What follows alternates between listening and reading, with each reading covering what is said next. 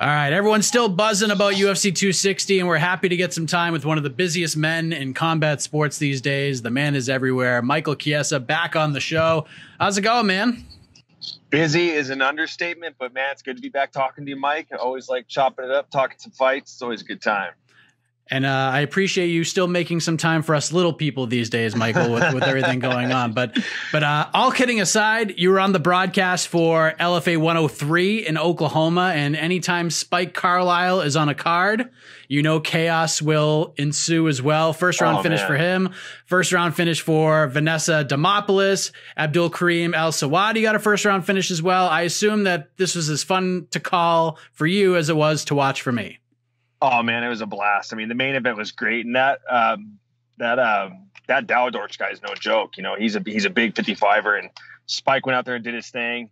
You know, Abdul actually fought my teammate, so that was kind of a bummer. But I mean, nonetheless, can't take away from it. He had a great performance, and I know how tough my guys in my gym are. So that's his signature win, and I still think the standout performance though is Vanessa Demopoulos. You don't see those kind of KOs at 115 pounds, and she looks sensational, and that's a good way to rebound after that last fight. You know, she's just got this penchant for getting in these wars, and she walked out of there without a scuff on her. So that to me, that was the standout performance of the night, was Vanessa Demopoulos. But nonetheless, good fights top to bottom. Absolutely. Another thing that was fun, I would say more terrifying than fun, if we're being honest, was Francis Ngannou, who closed the damn show on Saturday night and becomes the heavyweight champion of the world. It was a battle of two of the greatest heavyweights and also two of the very best people in the sport. And in the end, the Predator knocks out Stipe Miocic to become the champion. He climbs the mountaintop and has the title now.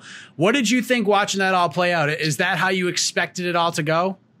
I can't say I expected the finish, but you know, because I give credit where credit's due. And I always say that Stipe Miocic has one of the highest fight IQs in the sport. So I can't say I predicted the outcome of the fight, but I can say that I did see Francis's approach coming from, you know, a mile away. Like, it's like he, you know, even a lot of people weren't sold on the fact that he was going to come into this fight measured just because his last fight was Rosenstrike. But I knew Francis is going to come into this fight gun swinging like he did that first fight with Stipe, and not like he did in his last fight. So that's the one thing I did expect. It seemed like Stipe was a little bit tentative, just not a lot of volume from the get-go. I'm sure he wanted to wear Francis down a little bit, but man, the ending sequence was, I tweeted it. I said it was very Overeem-esque, where Overeem has this ability to like throw the right, and he'll do this kind of loaded switch jab. And it's almost like Francis took a page out of his former foe's repertoire. So, I mean, the finish was nothing shy of stellar. You know, that was an amazing fight, amazing performance. And it's always sad to see a guy like Stipe's reign comes to an end. And I just think that he's one of the most underappreciated champions in the UFC we've ever had. And, you know, DC said it best. I think he's one of those guys we're going to really miss when he's gone. And I hope he's not done yet. We'll see what happens. But nonetheless, that was a hell of a main event, and probably the last one we're going to see at the Apex for a while. Probably for a very long time. Last pay-per-view at the Apex for a long time. I don't know what they're doing with the April cards or whatever they're doing going forward, but it sounds like pay-per-views at the Apex are done.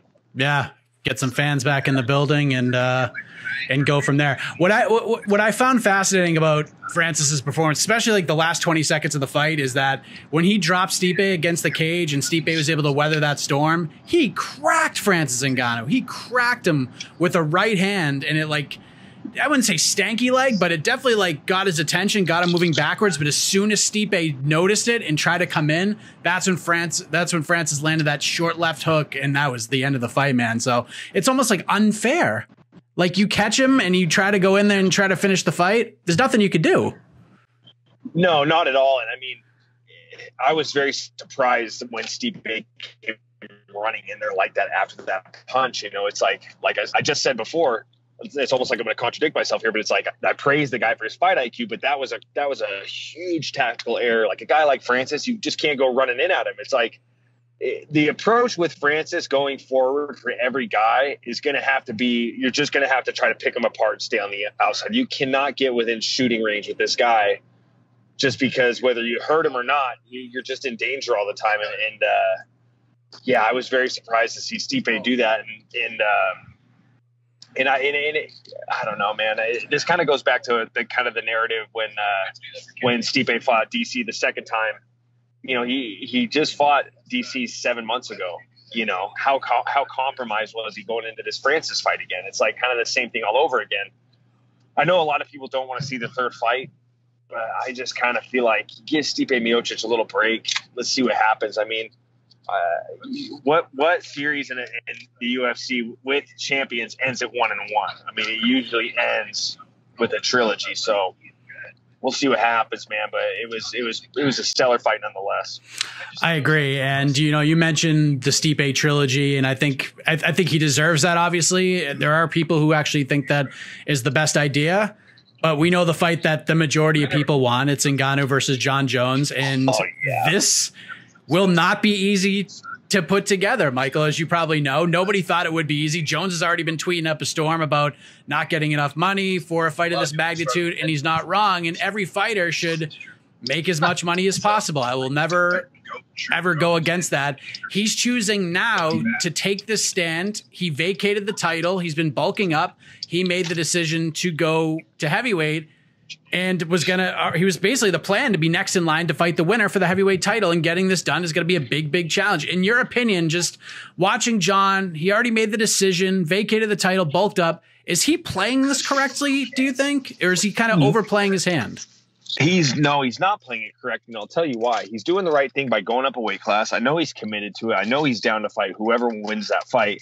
You can't tell me that he decided to go up to heavyweight and bank on Stipe winning the title. You know what I mean?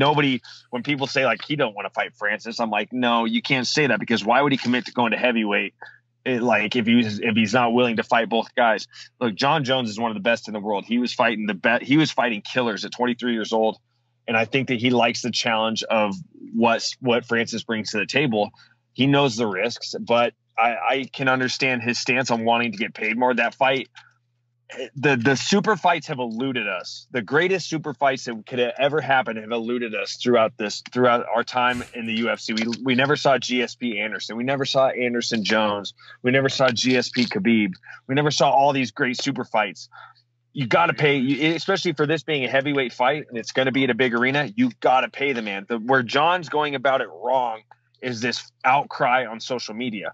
Like, he knows who to call. You call Hunter Campbell and you get the deal done. You start negotiations that way. You're getting off on the wrong foot by going out on social media.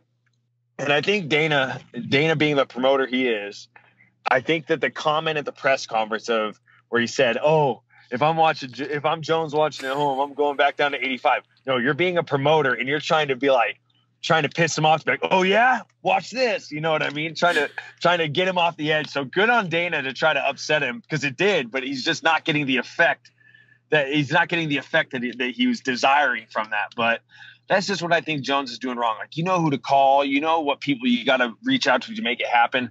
This outcry on social media, it's not going to get him. It's not going to get this deal done, you know. And I respect his stance on wanting to get paid more. This is dude, you're fighting Francis Ngannou. You're going up a weight class. This is going to be finally one of the biggest fights we will ever see in the UFC.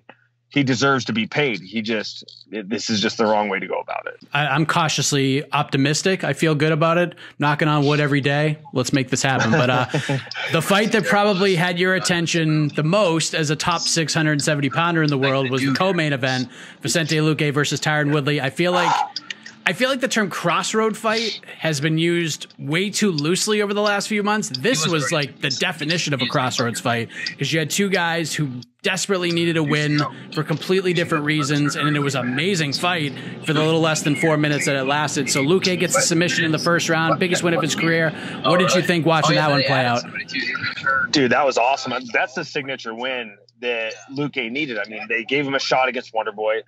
Wonderboy wins the fight, and then he gets a shot again against a guy like Tyron Woodley. Like, those are the types of fights that get guys over the hump. Like, you see when a guy beats a former title challenger or a former champion, like, those wins are what propel you to the next level. And it's not even. I think it's more of a mental thing. When you finally get in there and you beat a guy that's held the title and has been in the position that you're striving to be in, I think you grow levels from that. And that was just an awesome fight. Luque is as tough as they come. We'll see what happens with Tyron. He looked good. It's just, I know that with the contract situation, going out on 4 straight losses, last fight of his deal, I mean, he looked good. I mean, I wouldn't say he looked bad. He just, like, once again, attacked Blair. I think that when Tyron hurt him, he could have used shorter punches instead of getting himself overextended, and maybe it would have been a different result. But I mean, Luque's shown that he's resilient, he's tough, he's got a granite chin.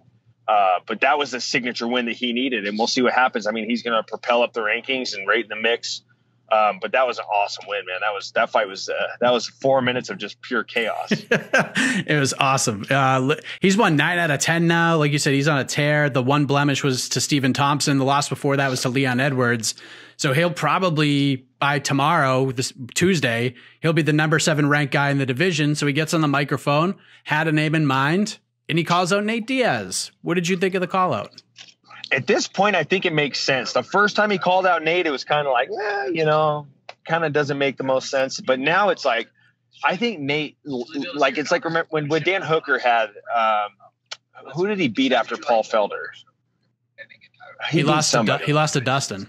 He lost to, maybe it was after the Felder fight that Nate tweeted like that he liked Dan Hooker, like out of left field. Like, I think that Nate, just like, he sees the way someone fights, and he that's what he likes and that's what he wants. And Luque's style, I think that's the type of fight that Nate would actually, possibly consider. You know what I mean? So it's not, I don't think it's out of the realm of a possibility. And I think with that type of win, I think it makes more sense. I think that Luque's style appeals to Nate, and it's not that Nate goes out there looking for easy fights. Nate just wants to get in quality. Nate wants to get in quality fights, and I think Luque versus Diaz would be a quality fight. I mean, what else is out there for Nate Diaz right now? You know what I mean? They could do the Hooker fight. I mean, that's not a fight that doesn't make sense, but him and Luque also makes a lot of sense. And he says that he said that he's not going back down to 55. So, I mean, why not? I mean, that's a fun fight. There's a lot of things you could do with that. So, the first time he called out Nate, this time I give it a thumbs up. I hope he gets the fight. That'd be sick. Yeah, I agree. I was talking to John Gooden earlier, and he wasn't a big fan of the call. And I'm like, this is exactly what Nate wants. Like, Nate laid out his criteria of what he looks for a fight. Luque's right in that mix, like, just like Oliveira. Like, I didn't think Oliveira was on Nate's radar, and here we are. I feel like Luque's in the same spot. Yeah, and Nate's not waiting for favorable matchups. He's like, he wants to fight tough guys. He wants to get in fun fights. He wants to fight guys that will fight him. And Luque will fight him. Like, that's a fact. Like, he will meet him in the middle. And, I think that'd be a fun stand-up fight. And, both guys have submission skills. That's, to me, that's the feather in the cap for Luque. It's not just the win over Woodley. It's like, to submit a guy like Tyron Woodley. Tyron Woodley doesn't even have a neck. Like, that guy is just all traps and shoulders, with his head is just kind of there. He's just kind of like this, and he still managed to submit the guy. So that's impressive in itself. So I like the Nate Diaz fight. That'd be a fun one for sure. Is Luque kind of on your radar right now, just because he's probably going to jump up to 7? Like, is that a fight that would interest you at this point? I really want to crack at a guy in the top 5, man. I mean, everybody's on my radar at 170 pounds. You got to be aware. You have to be aware of everybody, because I could get booked against a top 5 guy and somebody could fall out, and that could be okay. Well, now this is your short notice replacement. So you got to be aware of the entire landscape of the division. But I feel like I've earned a shot at a top 5 guy, and I know everybody says like the rankings don't matter, just be active and get signature wins. It's like, yeah, well, this is like a personal goal of mine. Like, I already beat a guy in the top 5 once. I beat RDA when he was ranked number 5, but now I want a shot against another guy in the top 5. Like, let me get 2 top 5 wins. Like, I feel like I deserve that. So I'm aiming towards the top. And, now that my crazy ass schedule of March is over, it gives me time to actually get in the gym with some consistency. I train on the road, but when you're training at the Grand Hotel in Oklahoma City, it's not the same as when you got a gym full of guys and my weight room at my house and stuff and things like that. So we'll see what happens, but I'm gunning for the top 5. July still the time frame? Yeah, I mean, I think so. I mean, I think I'm looking now, like, my schedule's starting to free up. I'm actually here in Tucson to help my buddy Tyler McGuire train. He's got a fight in 1FC, number 1 contender fight for the title, April 7th. So this is kind of like my catalyst to kind of get the ball rolling again. And I think July, we'll see what happens. In the next couple of weeks, we're going to have some discussions. We're going to figure something out. yeah, the top 5 is the goal, man. I mean, whoever it may be, there's not really a particular name, just somebody in the top 5.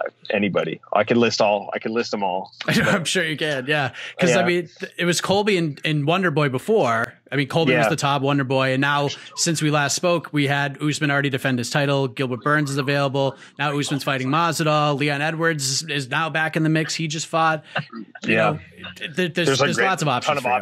Ton of options. Yeah. And I'm open to all of them. You know what I mean? I'm open to all of them. I'm not here to pick fights. I want a guy in the top 5. And, you know, once I get in the gym, see how I feel, then we'll get a real gauge on when I'm going to jump back in there, because we don't know if it's going to be a main event. We don't know what it's going to be. And if it's a main event, I want more than 2.5 weeks notice for the extra 2 rounds. You know, I'd like to have a 10-week camp for a main event. So just right now for the next couple weeks is getting back in the gym, getting some consistency going, and, figuring out the next move, man. But a lot of good things to come, man. I'm excited for this year. This year's I'm finally getting the year that I wanted last year. So things are going good. Oh, by the way, like probably around a month or so ago, I was doing an interview with the fighter and he called you out. I spoke with a young man by the name of Ricky Simone, and he had mentioned something about a tag team grappling match for Submission Underground. It was supposed to be him and his cousin against you and Austin Arnett. And he was waiting for you guys to say yes and sign the contract. And I don't know. I saw Twitter kind of talking about it as well with the memes and everything. What happened there from your perspective? He ducked us. He can't even say that. No, we threw it out there. They're like, we're doing this tag team match. And I'm like, I was either me or Austin jumped there like, hey, we want to do it. And then he like sent us one of us a DM like, you guys are too big. I'm like, whatever, that's an excuse. And then now he's saying like, oh, we ducked him. Ricky Simone, you took everything I worked for, motherfucker. I'm grappling your fucking ass. I want you next. That's my next matchup is Ricky Simone. And then Austin can go against his brother or his cousin or whoever the hell he was. Bring him on. Call Chael. Make it happen. Submission Underground 22. Let's go. I dig it. Oh, couple more things. First off, back to Saturday. What did you think of the performance from your fellow Maverick, Miranda, against Jillian Robertson? Stellar. I mean, dude, for somebody that had a tough cut, she looked freaking good, man. And what impressed me the most is for how young she is. You want to see where these young fighters are and how they handle a little bit of adversity. And she passed that test with flying colors. She got her back taken, battled through it, got back and had a great third round, pitched a shutout that third round. And, that was the win that she needed. She needed to face a little adversity, and she's big for the weight class. And I think that the ceiling's very high. And I think one thing that might get overlooked a little bit is she has a very high intellect. She goes to school at the Old Dominion. She's like getting some crazy degree. Like she's someone to definitely keep your eyes on. I mean, I think she's ceiling's very high for her, and that's a nice little shot of life in the flyweight division. I mean, we'll see what happens. Build her up right. She could be a problem for a lot of these females. Yeah, I completely agree. She's been on my radar for a little while now. She's got that farmer strength. She can be a tough out at 125. And last thing, I got to get your reaction on Topanga's husband, Topanga from Boy Meets World, the cinnamon toast crunch shrimp guy. Luke Thomas is out here. I thought he won't let it go. He's trying to sabotage this poor woman. I mean, Luke, let her live, man. Jeez. I can't believe it. I can't believe Luke Thomas would take it that far. Luke, look, man, you won the poll. Just let the woman live her life, dude. You don't got to go picking on putting shrimp tails in their cereal. Shame on you, Luke Thomas. So funny, man. You broke the internet with that whole Topanga is better than Kelly hot take on the internet. Oh man. And now this happened. It was so funny, man. It was like a year after, like 1 year after, almost to the day. It was too perfect. Unreal. Michael, I appreciate it, man. I know you are one of the busiest men on the planet. You just got off a plane and you got in the car and did this with me. I appreciate it, man. Thank you for for the time and everything, and hopefully get you back in there sometime this summer against a top 5 guy. 100%. All right, man. Thank you. Peace out, Mike.